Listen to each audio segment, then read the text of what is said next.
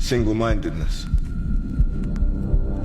The quality of being focused and determined on a single goal or purpose. The characteristic of being committed to an ideal. Every step you've taken has led you here. So blank out the noise and bend it to your will. Faith, ferocity, focus.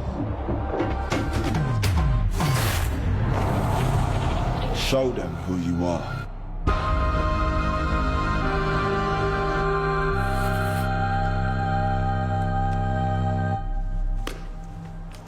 Welcome to the family. But to the big elephant in the room, Victor GYöKERES, finally, the eagle, has landed. The eagle has landed. Mustafa said he's not a GYöKERES fan. You said you're a GYöKERES fan. Yeah, you prefer Sesko. Yeah.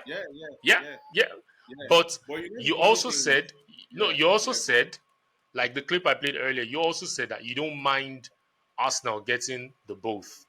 But we see some funny things, narrative being thrown since yesterday about Andre Berta telling the agent of Sesko to F off when they came back, and rightly so.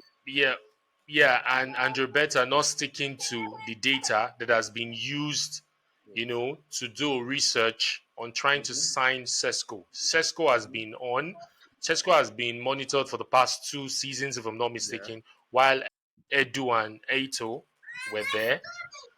Edu was the sporting director, and Aito also was part of the... Aito's role was what in Arsenal? Is it part of the scouts? No. He was basically second in command to Edu.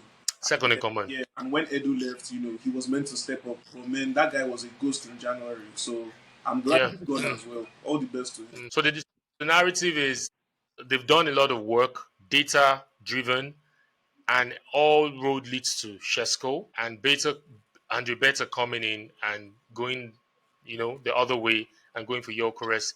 GYöKERES not fitting the style of play for Arsenal. GYöKERES this, GYöKERES that. All the Arsenal tacticals on X have really come out. GYöKERES not going to fit into Arteta's plan. But I just want to share something with you guys. I want to play something for you guys, and I want you guys to just say this and let me get your take on it. He kept fighting for his team, and in the 85th minute, 5-1 down, he does this. You would forgive him for having given up, and yet he fights off Saliba, charges at Kiwior, takes it all the way to the box, and hits the post. And I'll tell you why, Mr. and or Mrs. Arsenal fan, I'm showing you that, right?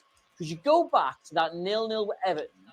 Do you remember this? The 87th minute, so largely the same period of the match. But this time, it's 0-0. It's still all to play for. You're not 4 goals behind. Arsenal go long, nothing comes of it, and Everton shield the ball to run down the clock. And it takes Arsenal nearly 10 seconds to gently jog someone over to force Pickford to pick it up and resume the game.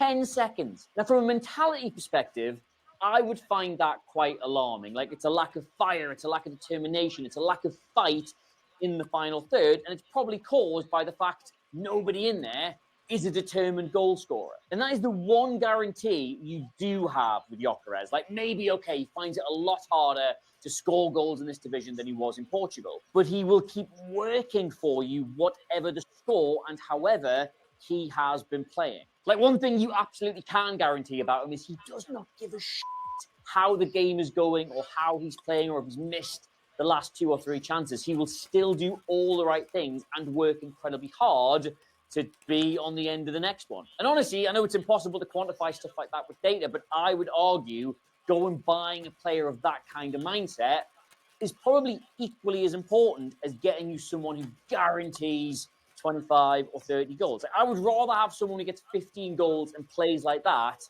than someone who gets 25 and will just walk around if you're losing. Do you guys agree with this? Okwe, your take first.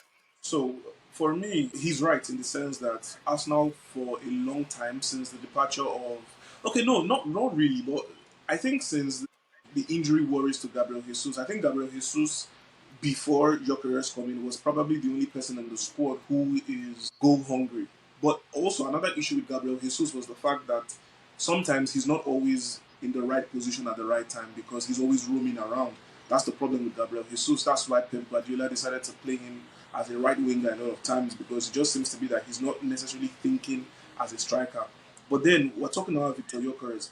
Let me just take you back to one of the promo videos that was dropped yesterday in the questions that were asked to Victor.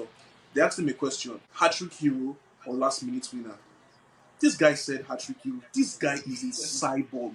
He's a machine. He's built for goals. He's just smelling it. He's goal hungry. The manager at Coventry, who coached him, he said Victor always had the shittiest attitude anytime he didn't score in a game. And that's someone that was playing at championship level. Truth be told, he was not ready at Brighton. That's the truth. Because Brighton were, when Brighton got him, he's someone that was lighting up the Swedish division. So Brighton was quite surprised that we're getting this guy for a good price, but nobody else was going for him. He came into Brighton and he didn't hit the ground running immediately. He was physically ready, but he wasn't technically ready. But obviously, he wasn't given time to improve and to perform because Brighton also had the objective of remaining steady in the Premier League. So, at that point in time, their main striker, I think, was Danny Welbeck. Welbeck was the main man for them, and obviously Welbeck was and is Premier League proven, and he's got experience. And Neil Maupay as well. In fact, before Welbeck, it was Neil Maupay. So he then went to Coventry. He had a few stints at Leeds, but he wasn't getting game time. He decided to go to Coventry, and he learns the trade properly. The Championship is one of the most difficult places to play football in the world. I kid you not. I've had the privilege of experiencing some Championship games and lower tier games. Football in England is extremely difficult. It is really, really difficult. So for Gyökeres going into Coventry and churning out the numbers that he did is absolutely amazing. It means that he finally understood the trade in English football and he was then technically and physically ready. His performances there was what ended the move to Lisbon. Keep in mind that Gyökeres was just one win away from being the championship player of that season. The reason why he didn't win it was because it was Middlesbrough that beat them, and Chuba Akpom then got the player of the season for that year. And that ended Chuba Akpom moved to Ajax, But if Coventry got promotion, he would have been the player of the season. And then he went to Portugal, and he absolutely ripped the place up. But here's the other side of it. While he was ripping things up in Portugal, he was doing the same in the Nations League for Sweden. For crying out loud, this guy was the highest goal scorer in the Nations League, and Sweden did not even get to the knockout stages. So what are we talking about, right? I understand why Edu and Co were going for Sesko, and I understand why Arteta was going for Sesko because, like Sesko, just looking at Sesko play, he just seems like the perfect piece to the puzzle for Arteta. But here's the thing: Sesko is 21. He's still developing. The wage demands from Sesko's agents was absolutely ridiculous. It was not realistic in any way. The valuation of Sesko as a player from Leipzig, absolute bullocks. Now take a look at the situation we have now. Because we're getting closer to the end of the transfer window, Leipzig now dropped their asking price from 100 million to what? They're saying they will accept anything between 60 and 70. 60 million. But because 60 million. Because Newcastle is desperate, I'm sure Newcastle is going to give them anything they want right now. So whatever Sesko's valuation is going to be this summer, don't pay any attention to it. For me, I always wanted Gyökeres because he's proven and tested. I don't understand why Edu and Arteta felt they still want to go for developing. Aren't you tired? For 3 seasons in a row, second, we're just coming up short. Because something is missing.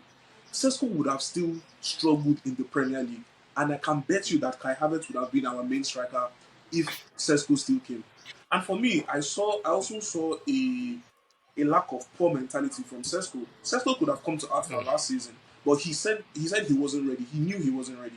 He signed a contract extension, and he was meant to, and there was a gentleman's agreement. The same way Osimhen and Napoli had a gentleman's agreement that time. But come the summer, look at what Leipzig is saying. To make things work, look at what his agent was trying to do.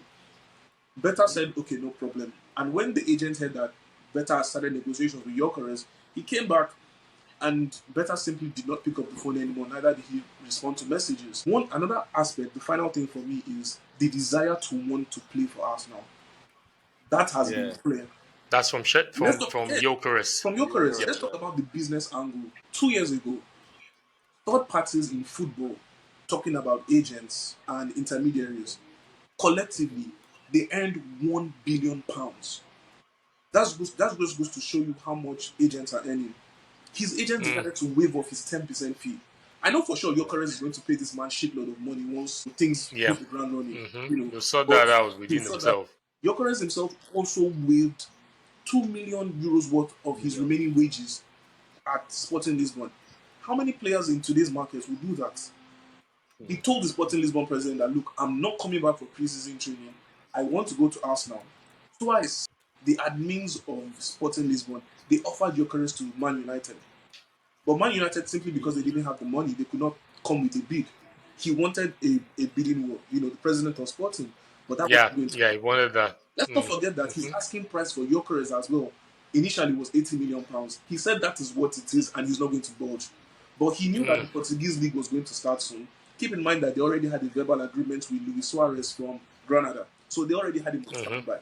So he was just waiting to see who's going to come from Gyökeres, who's going to splash the cash. And Beta was a fantastic negotiator, bringing it all the way down from 80 to 55. No, come on. I think there was a lot of hard work done to get this deal done. Not just from Arsenal, but from the player as well, his agent as well. But one thing for sure is that this guy's a goal machine and he's going to get us goals. He's not the pretty type of player that's going to be playing all that fancy football, whatnot. No, ping the ball to him. That's why we have Saliba and Gabriel. They are elite on the ball. Let's not lie. Saliba and Gabriel are one of the best defenders in the world when it comes to playing with the ball. They can ping the passes. Let's not forget Zubimendi. I actually think Zubimendi is Arsenal's most important signing this summer. And I believe time will tell and it will be proven. Zubimendi, for me, is Arsenal's best signing this summer. We will see it one way or the other. It's going to be proven. Trust me, if someone like Mikel Merino, who just had 3 months of playing as a striker for Arsenal and bagged about 10 goals, why would Victor Gyökeres score goals for fun in the Premier League? Are you whining me? I don't. all those naysayers that are talking and whatnot, that's their business because they just wanted successful. So that's what amuses me about this tacticals on X, trying to say Arteta treatment, because if we're paying attention to the caliber of the player, the ability of the player, and what about our club ambition? Why do you want developing? We've been coming close for too long. It's time to win a major trophy. Come on. You need a proven and tested player. Victor Gyökeres is a proven and tested player, and I'm sure he's going to hit the ground running for sure. Mustafa, your take about his mentality. Bro, that guy is one of the most determined footballers I've seen. So, like the clip you showed us, that was like the same mindset I had. You understand? Like I told you guys the last time, I even said I used Chesco on FM. So obviously, as young as that, you can see that, he has the potential to grow into something normal. So that's why the last time I said, if we get both of them, I don't mind, because I know Gyökeres is ready to hit the ground. Like, as you're bringing him in like this, he's ready. So after that whole thing, I, obviously online checking about transfers and all that, I saw a link and I went into it. Bro, read about this guy, and I know most of those things in the what do you call it, Swedish league and all that. So seeing where the guy was coming from, how he even helped those ones from relegation, to stay back, scored about 12 goals in like 13 games at Division 2, came all the way. And I'm like, this guy actually has like a proper record, like the way he keeps doing his thing step by step. And that's why that celebration also makes a lot of sense. Nobody noticed him until, he put on the mask. I see him as someone that we actually need in Arsenal. I don't even want a striker that would be, like a shiny toy. No, I don't want that. I want someone that is rugged enough, that can run through, defenses, and that's what he has. You understand? So immediately I saw that, I already said, man, I beg, this guy is what I was even saying 70 million valuation, to be honest. That was what I was saying throughout.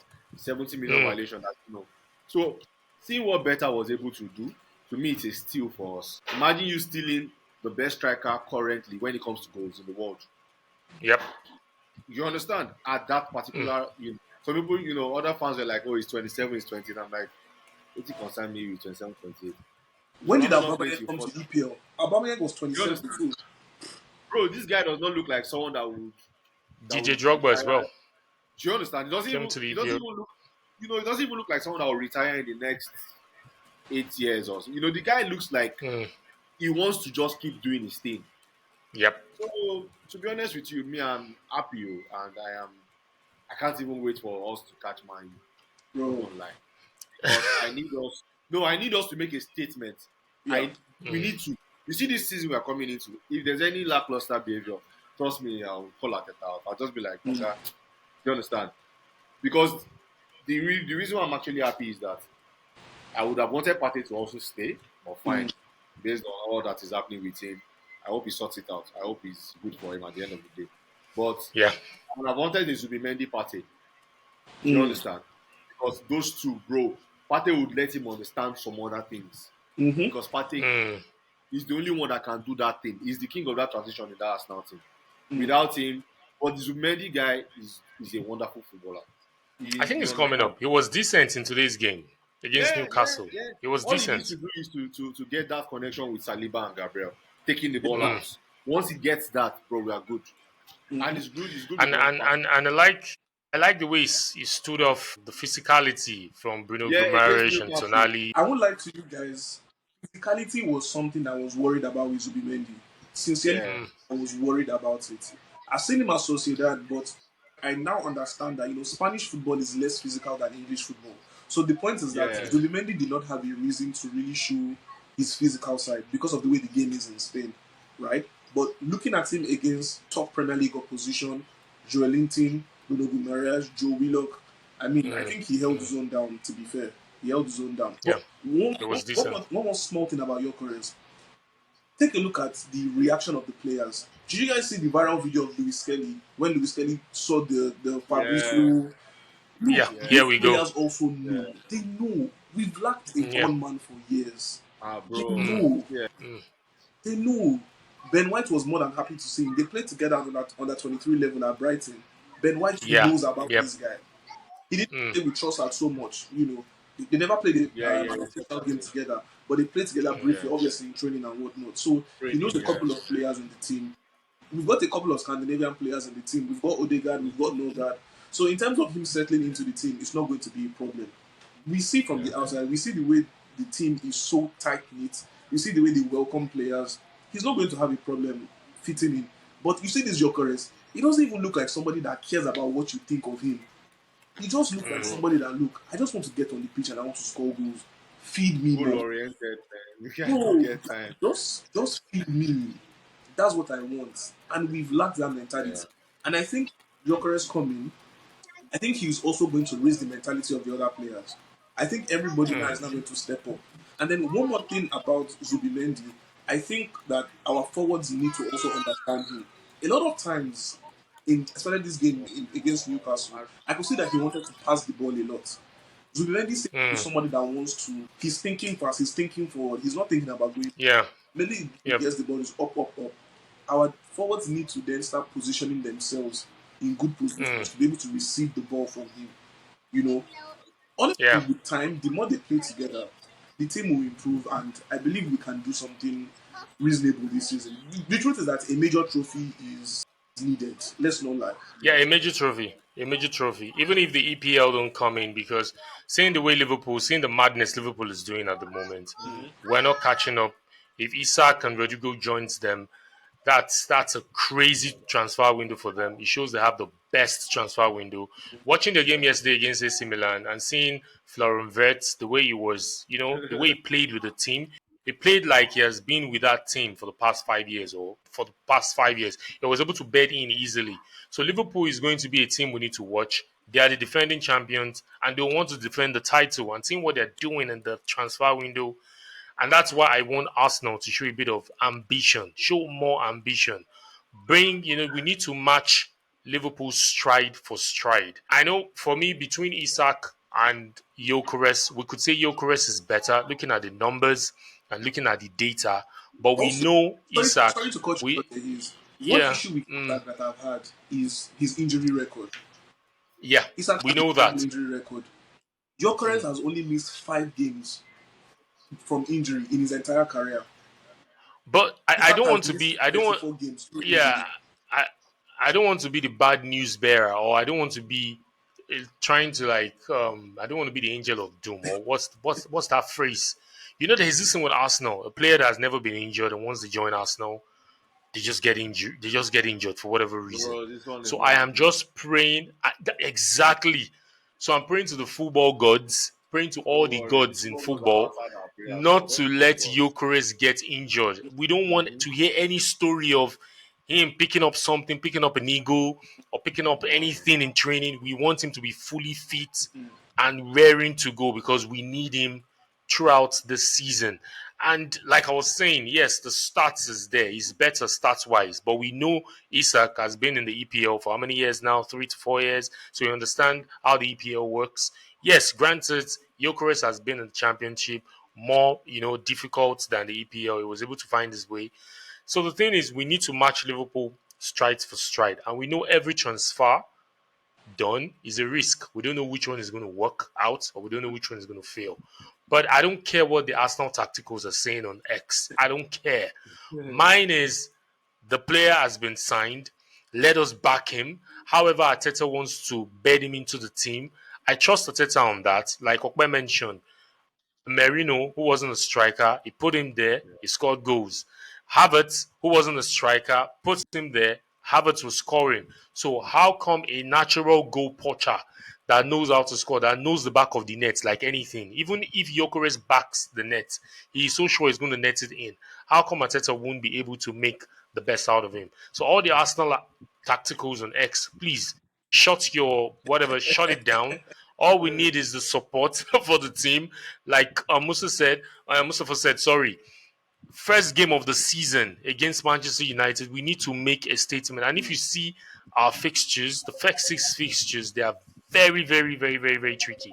And we need to start and keep the ground running. It's going to be a good season. Looking at all what is going around, rivals signing, Manchester City has been quiet from their end. Liverpool going on a madness, spending over £200 million on the attack, 90 million on Ekitikete. Oh, sorry, Ekitike, 120.